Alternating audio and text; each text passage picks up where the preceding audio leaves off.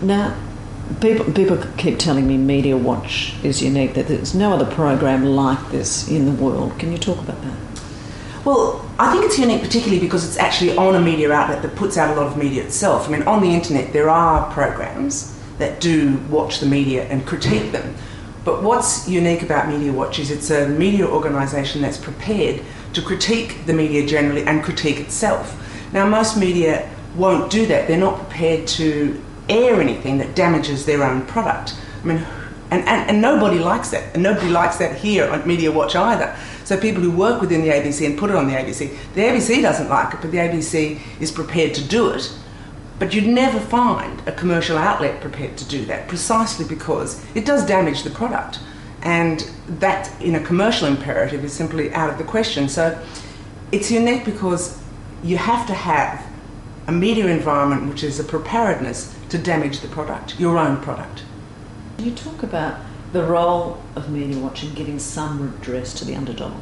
Because the media has a lot of power, it affects people enormously, and it can affect them positively. People can use their power to, say, promote interests of their friends and through conflict of interest things, but people can also use that power against very weak and vulnerable people to expose them, to ridicule them, to lie about them. But I mean, you have to understand that the media does have a lot of power, and the victims of that can be people who otherwise have no ability or very little ability to get any sort of redress. And Media Watch is one of the few ways in which folk who feel that they've been treated poorly, they've been lied about, they've been misrepresented, actually have an avenue of redress. I mean, the extraordinary thing is that some of the people that you deal with in Media Watch are repeat offenders. I mean, we dealt with Howard Sattler when I was Media Watch presenter in 2005, and back in 1990, Stuart Littlemore was nailing him for saying of 3 Aboriginal teenagers who died in a car crash, good riddance to bad rubbish. They're dead, and I think that's good. And we find 15 years later that the same kind of climate of basically encouraging people to go right over the top in terms of the way they talk about young offenders, and particularly young Aboriginal offenders. I mean, people love to be worked up, people love to be outraged, and I think that's precisely what people are playing on. You know, they love the blood sport that the media can provide, and to some extent Media Watch itself is a blood sport. I mean, to some extent we attract an audience also that wants to see a blood sport. But those preying on people's, as I say, sense of indignation, sense of outrage, people enjoy that. I mean, it's theatre. I mean, it's the same thing people go to theatre for. But I mean, you have to have a little bit more responsibility when essentially what you're supposed to be doing is reporting what's actually going on. And I guess I do feel strongly about it because it's easy. It's very easy to play on people's prejudices. It's very easy to appeal to people's, as I say, delighting sense of righteous indignation, appeal to their prejudices. And the people who do that know that that's precisely what they're doing. I mean, they're not ignorant or unknowing about what it is they're doing, and that is what they're doing. And they do it with a sense of no responsibility whatsoever. Howard Sattler claims over the Aboriginal story that you featured that he was treated unfairly because he says he was later cleared by the regulator of any wrongdoing, but Media Watch failed to mention that later. Well, if Howard Sattler was so confident that what he did was right, why did he go on the radio the day after we featured him on Media Watch and apologise and say that clearly he ought to have used the 10-second delay button? I mean, if you have a 10-second delay button and you've got a comment like, nigger, nigger, pull the trigger, what's a delay button for if you're not going to pull it on that? Do you know what I mean? I mean, and he apologised the next day. Well, it's also not just about guilt and innocence for us. I mean, for a broadcasting authority, there are regulations and standards that people have to meet. We're not really about paralleling them. I mean, we're partly about naming and shaming. We're partly about saying, well, look, to your audience, take a look at this and see what you think about it. We're not necessarily saying, you know, there's this standard. We don't operate by a sense of standards, but it's a sense of how do you feel as an audience about thinking it's funny when a caller rings in and says, nigger, nigger, pull the trigger. And I'm not asking for someone to be banned, I'm not asking for someone to be guilty, I'm just saying, have a listen. What do you think about that? What do you think about Howard Sattler laughing and finding that sort of thing funny? If you like it, fine. But we're just placing it there for you to have a look at. Howard Sattler says Media Watch is supercilious and full of gutless wonders. Look, I mean, I think he's perfectly entitled to hold that opinion, and I'm sure that, there may be people who agree with him. Now, can you just talk about, in the wake of 9/11, what happened in terms of the amount of anti-Muslim stories that started appearing in the media? Well, I think it's one of those situations where you have got a group that's very vulnerable to the fact that people do have a fear, and it's a fear and an ignorance and an unknowingness, and I think that's quite widespread, and I would include myself in that. People didn't know enough about Muslims, and as I say, that generated a sense of fear and ignorance, and I think it's that what I think the media has a case to answer for is exploiting that fear and ignorance. What were the culture wars, and what small part did Media Watch play in them?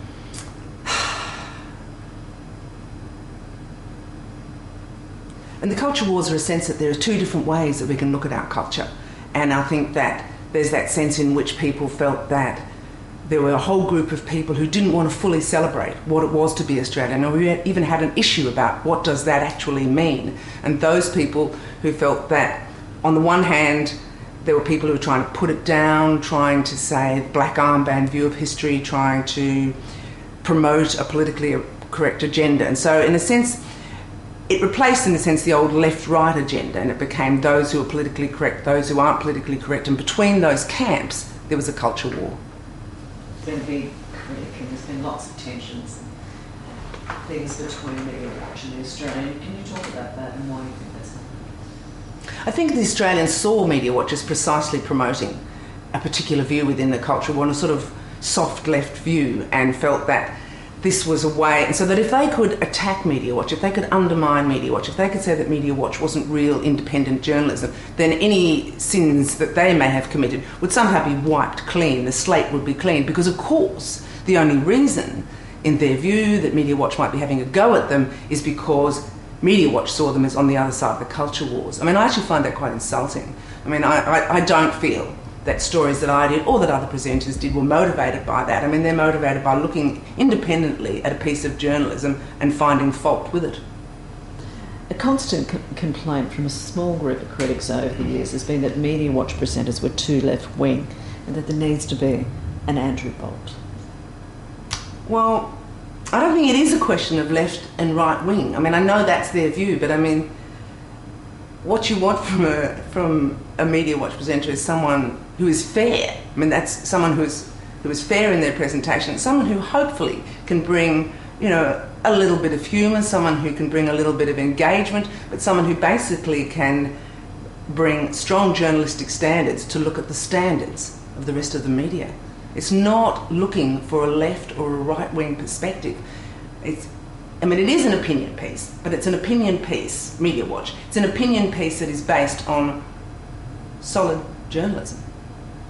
I mean, no one is safe from Media Watch, and because no one is safe from making errors. I mean, I've been on Media Watch, I've made errors. I mean, the critical thing is the preparedness to own up to those errors and take it on the chin. And very few people feel good about that. Do you think Media Watch makes a difference to the way journalists behave? Yeah, I do. Can you talk about that? I mean, I just think it is the case in every office, and in my office, and in other offices, people say, oh, well, can't do that. Wouldn't want to end up on Media Watch. Because it is a public naming and shaming, and it's not that people want to behave unethically, it's just that people just going to make absolutely sure that they're correct, absolutely sure they're behaving properly, because nobody wants to be put on national television behaving badly. Fantastic. Now to a more light-hearted story in some senses. Cindy's celebrity real estate fantasies. In a nutshell, what was the property writer for the Sunday Telegraph doing? I mean, what's extraordinary about the story about the property writer for the Telegraph was that week after week she would simply imagine and fantasise, but print the fact that people like Guy Pearce, the fact Ian Thorpe, Steve Waugh were all wandering around properties and eyeing them off and bumping into Leighton Hewitt. I mean, it was just And I think what's amazing about it was that she just kept doing it for so long. And it's sort of extraordinary to think, didn't people sort of twig? And everyone we rang, you know, Kate Fisher, Casey Chambers, you'd ring a lot of them, and everybody, just about everybody got a mention. They was like, never happened, never went there, never spoke to her. And yet somehow she was given this license to simply indulge this celebrity fantasy as if it was really real estate journalism when it wasn't. I mean, I can't believe the editors didn't know what was going on, but hey, they said they didn't, so maybe I have to. Well, I think she had no option. I mean, 24 hours after that Media Watch went to where Cindy Martin had to resign, I mean, I think she had absolutely no option. I mean, there were so many stories that were simply baseless. But can you talk about any part of what interests you about the trends in media? I mean, there's now just a fantastic array of media that's available, you know, other than print and television and radio. I mean, the internet is just a huge source of opinion, of fact, of gossip, of rumour, and of media. And there's no doubt, I think that that's a wonderful thing. And I mean, people talk about the fact that it's unregulated and can be unreliable, but I think that it depends enormously what site you're looking at in terms of what's reliable, what's not reliable. And I think people are largely becoming very educated about where they go and what sort of credibility they'll place on the internet.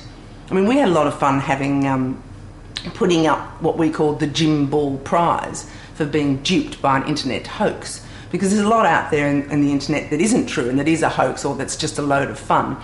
And the prize was awarded to people who read stuff that was just satire, essentially, but because it appealed to their prejudices, would run it as news on the radio and on television. So that's the way that we try to deal with that aspect of the internet that is just fun, games, gossip, rumour, and totally unreliable.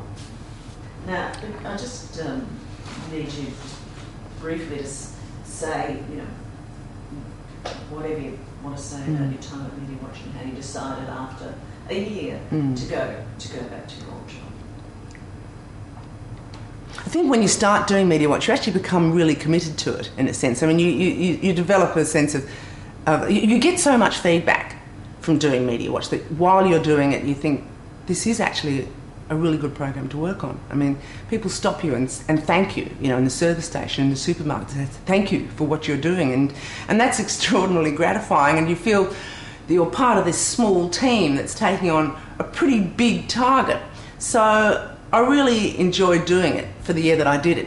I guess I left it at the end because there's something about continuously reporting on the big stories and the way other people covering them, but not actually covering them yourself. And I started to yearn for the times that I could actually go out and cover the stories myself. Well, it's part of what I think is critically important, which is the reason Media Watch is so important is that it plays its small part, but its important part in holding the media of this country accountable. And the strength of the media and the integrity of the media is partly what holds this democracy together. Without a strong, decent, accurate, ethical, accountable media, we would live in a much worse society.